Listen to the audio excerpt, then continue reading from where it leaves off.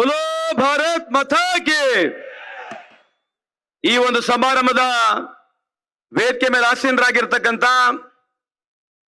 ಬಹುಶಃ ಈ ಭಾರತ ದೇಶದ ಇತಿಹಾಸದಲ್ಲಿ ಬಡವರು ಪರವಾಗಿರ್ತಕ್ಕಂಥ ಯಾವುದೇ ಒಂದು ಮುಖ್ಯಮಂತ್ರಿ ಇದ್ರೆ ಅದು ಹೆಮ್ಮೆಯಿಂದ ನಮ್ಮ ಸಿದ್ದರಾಮಯ್ಯ ಸಾಹೇಬ್ರಂತ ಈ ಸಂದರ್ಭದಲ್ಲಿ ಹೇಳಿ, ನನ್ನ ತಂದೆ ಸಮಾನರು ವಿಶೇಷವಾಗಿ ಕರ್ನಾಟಕ ರಾಜ್ಯದಲ್ಲಿ ನಾವು ಯಾವತ್ತೂ ಹಿಂದೆ ನೋಡಿಲ್ಲ, ಇನ್ನು ಮುಂದೆನೂ ನೋಡ್ಲಿಕ್ಕೆ ಆಗುತ್ತೋ ಇಲ್ಲ ಅಂತ ಗುರುತಿಲ್ಲ ಅಂತ ಒಂದು ಇತಿಹಾಸವನ್ನ ಕಾರ್ಯಕ್ರಮಗಳಿಗೆ ಕೊಟ್ಟಿರ್ತಕ್ಕಂಥ ನನ್ನ ಆತ್ಮೀಯರು, ನನ್ನ ತಂದೆ ಸಮಾನ ಆಗಿರ್ತಕ್ಕಂಥ ಸನ್ಮಾನ್ಯ ಸಿದ್ದರಾಮಯ್ಯ ಸಾಹೇಬ್ರವರೇ, ವೇದಿಕೆ ಮೇಲೆ ಆಸೀನರಾಗಿರ್ತಕ್ಕಂಥ ನಮ್ಮ ಪಕ್ಷದ ಎಲ್ಲ ಗಣ್ಯಮಾನ್ಯರೇ, ಇಲ್ಲಿ ಸೇರಿರ್ತಕ್ಕಂಥ ಆತ್ಮೀಯ ಹಿರಿಯರೇ, ಅಕ್ಕ ತಂಗಿದ್ರೆ, ಅಣ್ಣ ತಮ್ಮಂದಿರ ಹಾಗೂ ಸ್ನೇಹಿತ ಮಿತ್ರರೇ, ವಿಶೇಷವಾಗಿ ಪತ್ರಿಕಾ ಹಾಗೂ ಮಾಧ್ಯಮ ಸ್ನೇಹಿತರೆ, ಕಳೆದ 3 ತಿಂಗಳಿಂದ ಸನ್ಮಾನ್ಯ ಪ್ರಹ್ಲಾದ್ ಜೋಶಿ ಸಾಹೇಬರಿಗೆ, ಬಿಜೆಪಿಯ ಮುಖಂಡರುಗಳಿಗೆ ಬಹಳಷ್ಟು ಪ್ರಶ್ನೆಗಳನ್ನ ನಾವು ಕೇಳಿದ್ದೀವಿ.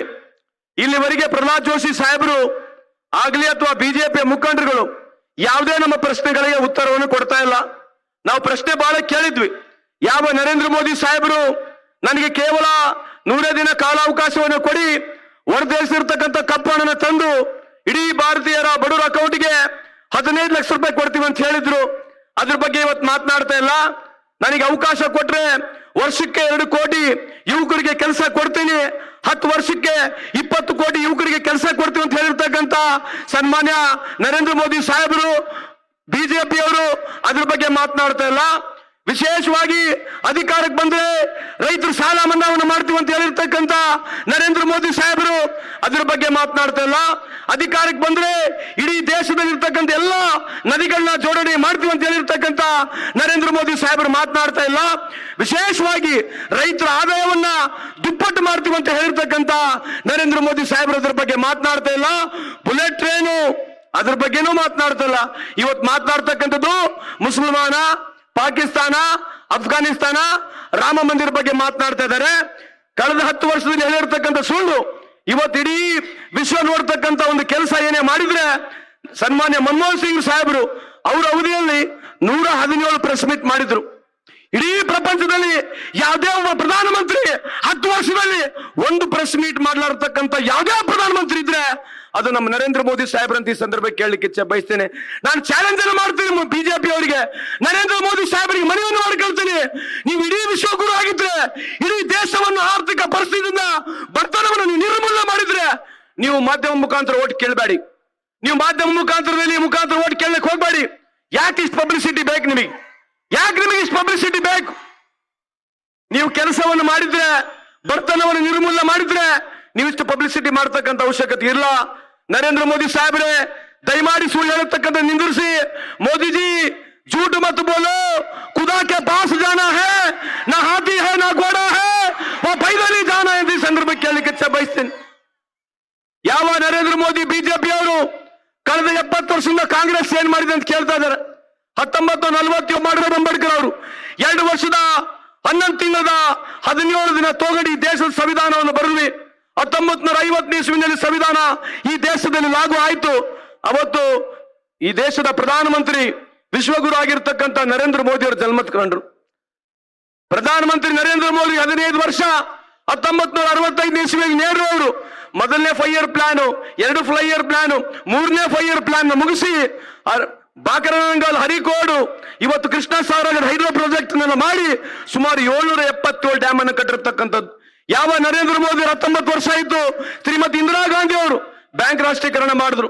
21ನೇ ವಯಸ್ಸು ನರೇಂದ್ರ ಮೋದಿ ಅವರಿಗೆ 1971 ಇಸ್ವಿ ನಮ್ಮ ಇಂದಿರಾ ಗಾಂಧಿ ಅವರು ಪಾಕಿಸ್ತಾನದಲ್ಲಿ ವಾರ್ ಮಾಡಿ 90,000 ಪಾಕಿಸ್ತಾನ ಆರ್ಮಿಯನ್ನ ಗುಟನೆ ಮೇಲೆ, ಮಣಕಾಲ ಮೇಲೆ ಮಣಿಸಿರ್ತಕ್ಕಂಥ ಈ ಭಾರತ ದೇಶ ಅಂತ ಈ ಸಂದರ್ಭಕ್ಕೆ ಕೇಳಲಿಕ್ಕೆ ಇಚ್ಛೆ ಬಯಸ್ತೇನೆ. 1975 ಇಸ್ವಿನಲ್ಲಿ ಆರ್ಯಭಟ್ ಅವರು ಮೊದಲನೇ ಸ್ಯಾಟಲೈಟ್ ಪ್ರಾರಂಭ ಮಾಡಿದ್ರು. ಅವತ್ತು ಪ್ರಧಾನಮಂತ್ರಿ ನರೇಂದ್ರ ಮೋದಿ ಅವರಿಗೆ 25 ವರ್ಷ.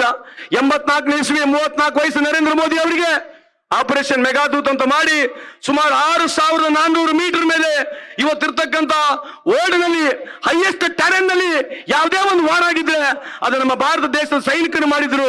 ಆಗಿನ ಕಾಲದಲ್ಲಿ ಇಂದಿರಾ ಗಾಂಧಿ ಅವರು ಇದ್ರು ಅಂತ ಈ ಸಂದರ್ಭಕ್ಕೆ ಕೇಳಲಿಕ್ಕೆ ಇಚ್ಛೆ ಬಯಸ್ತೇನೆ. 1990 ಇಸ್ವಿನಲ್ಲಿ ನಾವು ಇಂಡಸ್ಟ್ರಿ ಪಾಲಿಸಿ ತಂದು ಯಾವ ಸ್ವಾತಂತ್ರ್ಯ ಸಿಕ್ಕಾಗ 190 ಕೋಟಿ ಇರ್ತಕ್ಕಂಥ ಈ ದೇಶದ ಆದಾಯ, ಸ್ವಾತಂತ್ರ್ಯ ಸಿಕ್ಕಾಗ ಈ ದೇಶದಲ್ಲಿ ಚಪ್ಪಲಿ ಇರಲಿಲ್ಲ, ಶಾಲೆ ಇರಲಿಲ್ಲ, ರಸ್ತೆಗಳು ಆಸ್ಪತ್ರೆ ಇರಲಿಲ್ಲ, ಬಸ್ ಇರಲಿಲ್ಲ, ಸೈಕಲ್ ಇರಲಿಲ್ಲ. ಈ ದೇಶದಲ್ಲಿ ಯಾವುದೇ ವ್ಯವಸ್ಥೆ ಇಲ್ಲಿರ್ತಕ್ಕಂಥ ದೇಶ 190 ಕೋಟಿ ಆದಾಯವನ್ನ 2014 ಇಸ್ವಿಗೆ ನರೇಂದ್ರ ಮೋದಿ ಸರ್ಕಾರಕ್ಕೆ ನಾವು ಹಸ್ತಾಂತರ ಮಾಡುವಾಗ 2,20,000 ಕೋಟಿಯ ವ್ಯವಹಾರ ಈ ದೇಶದಿತ್ತು. ಅದೇ ಸಂದರ್ಭದಲ್ಲಿ ಚೈನಾ ಸುಮಾರು $10 ಟ್ರಿಲಿಯನ್ ಇರತಕ್ಕಂಥ ಚೈನಾ ಇವತ್ತು 2024 ಇಸ್ವಿನಲ್ಲಿ ಇವತ್ತು $20 ಟ್ರಿಲಿಯನ್ ಆಗಿದೆ. ನಮ್ಮ ಇರ್ತಕ್ಕಂಥ $2.7 ಟ್ರಿಲಿಯನ್ ಇವತ್ತು ದೇಶದ ಎಕಾನಮಿ ಇವತ್ತು $4 ಟ್ರಿಲಿಯನ್ ಆಗಲಿಲ್ಲ. ಇವತ್ತು ಬಾಂಗ್ಲಾದೇಶ್ 2014 ಇಸ್ವಿನಲ್ಲಿ ಸುಮಾರು 77,000 ಇರ್ತಕ್ಕಂಥ GDP ಇವತ್ತು ಪರ್ ಕ್ಯಾಪಿಟಲ್ ಇನ್ಕಮ್ ಎಕ್ಸ್ಪೆಂಡಿಚರ್ 2,30,000 ಆಗಿದ್ರೆ ನಮ್ಮ ಭಾರತ ದೇಶದ ಪರ್ ಕ್ಯಾಪಿಟಲ್ ಇನ್ಕಮ್ ಇರ್ತಕ್ಕಂಥದ್ದು 1,87,000. ಇದ್ರ ಬಗ್ಗೆ ನರೇಂದ್ರ ಮೋದಿ ಅವರು ಚರ್ಚೆ ಮಾಡ್ತಾ ಇಲ್ಲ ಬಂಧುಗಳೇ. ಇವತ್ತು ವಿಶೇಷವಾಗಿ ಯಾವ ಸರ್ಕಾರಕ್ಕೆ ಅಧಿಕಾರಕ್ಕೆ ಬರ್ತಕ್ಕಂಥ ಸಂದರ್ಭದಲ್ಲಿ ಮಾತನಾಡಿರ್ತಕ್ಕಂಥ ಮಾತನ್ನೆಲ್ಲ ಇವತ್ತು ನರೇಂದ್ರ ಮೋದಿ ಅವರು ಅದು ಮಾತನಾಡ್ತಾ ಇಲ್ಲ.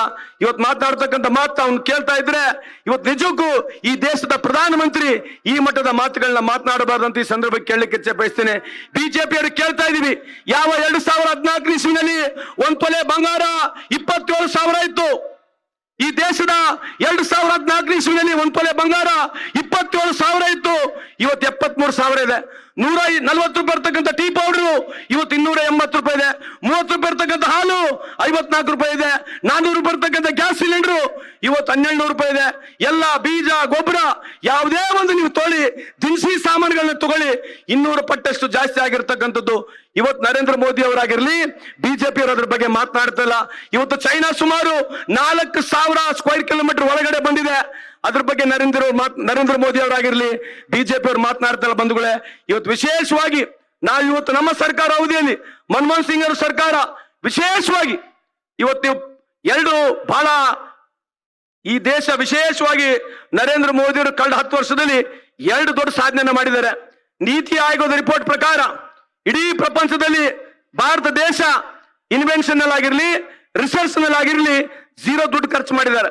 ಸ್ವಂತ ಪಬ್ಲಿಸಿಟಿನಲ್ಲಿ 6,500 ಕೋಟಿ ಖರ್ಚು ಮಾಡಿದ್ದಾರೆ. ಆದ್ರೆ ದೇಶದ ಇಡೀ ಪ್ರಪಂಚದಲ್ಲಿ 2ನೇ ಸ್ಥಾನಕ್ಕೆ ಯಾವುದೇ ಭಾರತ ದೇಶ ಇದ್ರೆ ಬೀಫ್ ಎಕ್ಸ್ಪೋರ್ಟ್ ನಲ್ಲಿದೆ. ಇದ್ರ ಬಗ್ಗೆ ಪ್ರಹ್ಲಾದ್ ಜೋಶಿ ಸಾಹೇಬ್ರು ಮಾತನಾಡಂಗಿಲ್ಲ, ಯಾವ ಬಿಜೆಪಿ ಮುಖಂಡರು ಇದ್ರ ಬಗ್ಗೆ ಮಾತನಾಡಂಗಿಲ್ಲ. ಇವತ್ತು ಇಡೀ ಪ್ರಪಂಚದಲ್ಲಿ ಬೀಫ್ ಎಕ್ಸ್ಪೋರ್ಟ್ 2ನೇ ಸ್ಥಾನದಲ್ಲಿ ಭಾರತ ದೇಶ ಇದೆ ಅಂತ ಈ ಸಂದರ್ಭಕ್ಕೆ ಕೇಳಲಿಕ್ಕೆ ಇಚ್ಛೆ ಬಯಸ್ತೇನೆ ಬಂಧುಗಳೇ. ಮುಖ್ಯಮಂತ್ರಿಗಳು ಮಾತನಾಡಿದೆ, ಅದಕ್ಕೆ ನಾನು ಜಾಸ್ತಿ ಮಾತಾಡಕ್ ಹೋಗುದಿಲ್ಲ.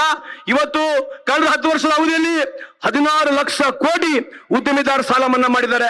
ಯಾವ ನರೇಂದ್ರ ಮೋದಿ ಅವರು ರಾತ್ರೋರಾತ್ರಿ ಬಂದು 2016 ಇಸ್ವಿನಲ್ಲಿ 15,50,000 ಕೋಟಿ ನೋಟು ರಾತ್ರೋರಾತ್ರಿ ಡಿಮಾನಿಟೈಸೇಷನ್ ಮಾಡಿ ರದ್ದು ಮಾಡಿ ಇದರಲ್ಲಿ 3 ಲಕ್ಷ ಕೋಟಿ ನೋಟು ಕಪ್ಪಣ ಇದೆ, ಅದನ್ನ ಸರಿ ಇಡಬೇಕು, ಇಡೀ ದೇಶಕ್ಕೆ ಒಳ್ಳೇದು ಮಾಡ್ತೀನಿ, ಇದರಿಂದ ಭಯೋತ್ಪಾದನೆ ಮುಗಿಸ್ಬಿಡ್ತೀನಿ, ಇದರಿಂದ ಭ್ರಷ್ಟಾಚಾರವನ್ನು ನಿರ್ಮೂಲನೆ ಮಾಡಿರ್ತಕ್ಕಂಥ ನರೇಂದ್ರ ಮೋದಿ ಅವರು ಅದ್ರ ಬಗ್ಗೆ ಮಾತನಾಡ್ತಾ ಇಲ್ಲ.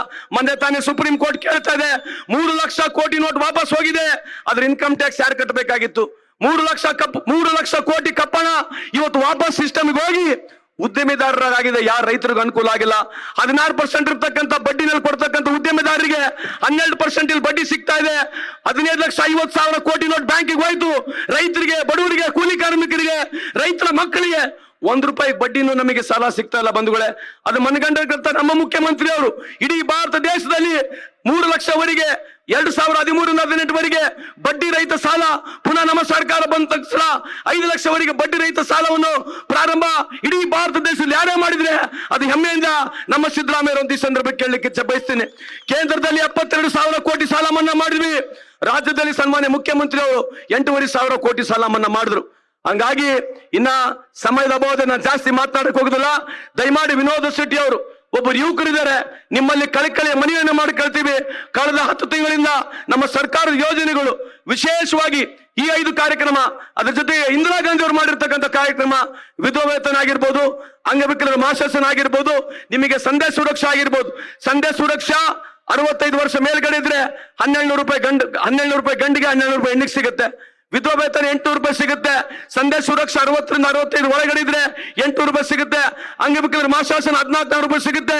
ಸನ್ಮಾನ್ಯ ಸಿದ್ದರಾಮಯ್ಯ ಅವರ 5 ಕಾರ್ಯಕ್ರಮ, ಶಕ್ತಿ ಕಾರ್ಯಕ್ರಮ, ಗೃಹಲಕ್ಷ್ಮಿ ಕಾರ್ಯಕ್ರಮ, ಗೃಹ ಜ್ಯೋತಿ ಕಾರ್ಯಕ್ರಮ, ಯುವನಿಧಿ ಕಾರ್ಯಕ್ರಮ, ಅಕ್ಕಿ ಬದಲೇ ದುಡ್ಡು ಕೊಡ್ತಕ್ಕಂಥದ್ದು ಈ 5 ಕಾರ್ಯಕ್ರಮ ಪ್ಲಸ್ ಈ 4 ಕಾರ್ಯಕ್ರಮ ಸೇರಿದ್ರೆ ನಿಮಗೆ ದುಡ್ಡು ಮುಟ್ತಕ್ಕಂಥದ್ದು ಸುಮಾರು 8 ರಿಂದ 10 ಸಾವಿರ ರೂಪಾಯಿ ದುಡ್ಡು ನಮ್ಮ ಸರ್ಕಾರ ಇಂದಿರಾ ಗಾಂಧಿ ಅವರು ಮಾಡಿರ್ತಕ್ಕಂಥ ಕಾರ್ಯಕ್ರಮ, ಹಾಗೆ ಸನ್ಮಾನ್ಯ ಸಿದ್ದರಾಮಯ್ಯ ಅವರು ಮಾಡಿರ್ತಕ್ಕಂಥ ಕಾರ್ಯಕ್ರಮ, ನಿಮ್ಮ ಅಕೌಂಟ್ಗಳಿಗೆ ನೇರವಾಗಿ ದುಡ್ಡು ಬರ್ತಕ್ಕಂಥ ಕೆಲಸ ಯಾರೇ ಮಾಡ್ತಾ ಇದ್ರೆ ಅದು ಕಾಂಗ್ರೆಸ್ ಸರ್ಕಾರ ಇಂದಿರಾ ಗಾಂಧಿ ಅವರು ಮಾಡಿದ ನಂತರ ಇಡೀ ಭಾರತ ದೇಶದಲ್ಲಿ ನೇರವಾಗಿ 60,000 ಕೋಟಿ ಬಡವರ ಅಕೌಂಟ್ಗೆ ದುಡ್ಡು ಹಾಕಂತ ಕೆಲಸ ಯಾರೇ ಮಾಡಿದ್ರೆ ಅದು ಹೆಮ್ಮೆಯಿಂದ ನಮ್ಮ ಸಿದ್ದರಾಮಯ್ಯ ಅವರು ಮಾಡಿದಂತ ಈ ಸಂದರ್ಭಕ್ಕೆ ಕೇಳಲಿಕ್ಕೆ ಬಯಸ್ತೀನಿ. ಕೊನೆಯದಾಗಿ ಬಂಧುಗಳೇ, ಅದಾನಿ ಅವರ ಆದಾಯ 2014 ಇಸ್ವಿನಲ್ಲಿ $8 ಬಿಲಿಯನ್ ಇತ್ತು. $8 ಬಿಲಿಯನ್ ಅಂದ್ರೆ 64,000 ಕೋಟಿ. ಇವತ್ತು ಅದಾನಿ ಅವರ ಆದಾಯ $130 ಬಿಲಿಯನ್ ಆಗಿದೆ. 11 ಲಕ್ಷ ಕೋಟಿ. ಇವತ್ತು 11 ಲಕ್ಷ ಕೋಟಿ ಅದಾನಿ ಅವರಿಗೆ ಕಳೆದ 10 ವರ್ಷದಲ್ಲಿ ಎಲ್ಲಿಂದ ಬಂತು? ಇದೇ ಪ್ರಹ್ಲಾದ್ ಜೋಶಿ ಸಾಹೇಬರು, ಅವರು ಮೈನಿಂಗ್ ಮಿನಿಸ್ಟರ್ ಇದ್ದಾರೆ, ಸುಮಾರು 450 ಬಿಲಿಯನ್ ಟನ್ ಆಗ್ತಕ್ಕಂಥ ಕೋಲ್ಗಳನ್ನ ಒಬ್ಬ ವ್ಯಕ್ತಿ ಕೊಟ್ಟಿರ್ತಕ್ಕಂಥದ್ದು. ಎಲ್ಲ ಏರ್ಪೋರ್ಟ್ಸ್, ಪೋರ್ಟ್ಸ್, ಇನ್ಫ್ರಾಸ್ಟ್ರಕ್ಚರ್ ಇರ್ತಕ್ಕಂಥ ಎಲ್ಲ ಕಂಪನಿಗಳು ಇಡೀ ಭಾರತ ದೇಶದಲ್ಲಿ ಕಾಂಟ್ರಾಕ್ಟ್ ಗಳನ್ನ ಇವತ್ತು ಅದಾನಿ ಅವರು ಕೊಡ್ತಾ ಇದ್ದಾರೆ. ಅವ್ರು 11 ಲಕ್ಷ ಕೋಟಿ ಅಲ್ಲಿ ಕೊಟ್ರೆ ಸನ್ಮಾನ್ಯ ಮುಖ್ಯಮಂತ್ರಿ ಅವರು ವರ್ಷಕ್ಕೆ 5,000, 5 ವರ್ಷಕ್ಕೆ 3 ಲಕ್ಷ ಕೋಟಿ ಬಡವರಿಗೆ ಮುಗಿಸ್ತಕ್ಕಂಥ ಕೆಲಸ ಯಾರೇ ಮಾಡ್ತಾ ಇದ್ರೆ ಅದು ನಮ್ಮ ಸನ್ಮಾನ್ಯ ಸಿದ್ದರಾಮಯ್ಯ ಅವರು ಮಾಡ್ತಾ ಇದ್ದಾರೆ. ಈ ಸಂದರ್ಭಕ್ಕೆ ಕೇಳಲಿಕ್ಕೆ ಬಯಸ್ತೀನಿ. ಅದಕ್ಕಾಗಿ ಇಲ್ಲಿರ್ತಕ್ಕಂಥ ಎಲ್ಲ ಮಹಾಜನತೆಗೆ ನನ್ನ ಕಳಕಳಿಯ ಮನವಿಯನ್ನು ಮಾಡಿಕೊಳ್ತೀನಿ.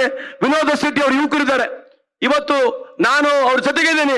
ವಿನಾಯಕ್ ಕುಲಕರ್ಣಿ ಅವರಿದ್ದಾರೆ, ಪ್ರಸಾದ್ ಅಬ್ಬಾಯಿ ಅವರಿದ್ದಾರೆ, ಕೋನ್ ರೆಡ್ಡಿ ಅವರಿದ್ದಾರೆ, ಮುಖ್ಯಮಂತ್ರಿಗಳಿದ್ದಾರೆ, ನಮ್ಮ ಪಕ್ಷದ ಎಲ್ಲ ಮುಖಂಡರುಗಳು ವಿನೋದ ಶೆಟ್ಟಿ ಅವ್ರ ಜೊತೆ ಇದ್ದಾರೆ. ಕೊನೆಯದಾಗಿ ನಮ್ಮ ಕೇಂದ್ರದ 5 ಕಾರ್ಯಕ್ರಮಗಳು ವಿಶೇಷವಾಗಿ ಸನ್ಮಾನ್ಯ ಮುಖ್ಯಮಂತ್ರಿಯವರು ಅದರ ಬಗ್ಗೆ ನಿಮಗೆ ವಿಶೇಷವಾಗಿ ಅದರ ಬಗ್ಗೆ ಮಾಹಿತಿಯನ್ನು ಕೊಡ್ತಾರೆ. ನಿಮ್ಮಲ್ಲೆಲ್ಲರಲ್ಲಿ ಮನವಿ ಮಾಡಿಕೊಳ್ತೀನಿ. ಕಳೆದ 10 ತಿಂಗಳಿಂದ ನಮ್ಮ ಸರ್ಕಾರ ಎಲ್ಲಾ ಭಾಗ್ಯಗಳ ಸರ್ದಾರ ಮಾಡಿರ್ತಕ್ಕಂಥ ಕಾರ್ಯಕ್ರಮಗಳನ್ನ ನಿಮ್ಮ ಮನೆಗಳಿಗೆ ಮುಟ್ಟಿಸಿದ್ದೇವೆ ಅಂತ ಈ ಸಂದರ್ಭದಲ್ಲಿ ಹೇಳಿ, ಮತ್ತೊಮ್ಮೆ ಮಗದೊಮ್ಮೆ ಕಳೆದ 10 ತಿಂಗಳಿಂದ ಈ ಭಾಗದಲ್ಲಿ ಸನ್ಮಾನ್ಯ ಮುಖ್ಯಮಂತ್ರಿಯವರು ನಮ್ಮ ಸರ್ಕಾರ ಮಾಡಿರ್ತಕ್ಕಂಥ ಕಾರ್ಯಕ್ರಮಗಳನ್ನ ತಮ್ಮ ಮನೆಗೆ ಮುಟ್ಟಿಸಿದ್ದೇವೆ ಅಂತ ಈ ಸಂದರ್ಭದಲ್ಲಿ ಹೇಳಿ, ಕೊನೆಯದಾಗಿ ಒಂದೇ ಒಂದು ಮಾತು, ಯಾವ ಕಳಸಾ ಬಂಡೂರಿ ಹಾಗೂ ಮಾದಾಯ ಕಳೆದ 20 ವರ್ಷದಿಂದ ಪ್ರಹ್ಲಾದ್ ಜೋಶಿ ಅವರು ಒಂದು ದಿವಸ ಪಾರ್ಲಿಮೆಂಟ್ ನಲ್ಲಿ ಮಾತನಾಡಿಲ್ಲ. ಯಾವ ವಿಶ್ವಗುರು ಪ್ರಧಾನಮಂತ್ರಿ ರಷ್ಯಾ ವಾರ್ನ ಯುಕ್ರೇನ್ ವಾರ್ನ ನಿಲ್ಲಿಸಿದೆ ಅಂತ ಹೇಳ್ತಾರೆ. ರಷ್ಯಾ ಹಾಗೂ ಯುಕ್ರೇನ್ ವಾರ್ನ ನಿಂದಿಸಿರ್ತಕ್ಕಂಥ ವಿಶ್ವಗುರು ಗೋವಾದಲ್ಲಿ ಅವ್ರದೇ ಅಧಿಕಾರ ಇದೆ, ಮಹಾರಾಷ್ಟ್ರದಲ್ಲಿ ಅವ್ರದೇ ಅಧಿಕಾರ ಇದೆ, ಕರ್ನಾಟಕದಲ್ಲಿ ಅವ್ರದೇ ಸರ್ಕಾರ ಇತ್ತು. ಆದ್ರೆ ಒಂದು ಎನ್ವೈರನ್ಮೆಂಟ್ ಕ್ಲಿಯರೆನ್ಸ್ ಕೊಡಕ್ ಆಗ್ಲಿಲ್ಲ.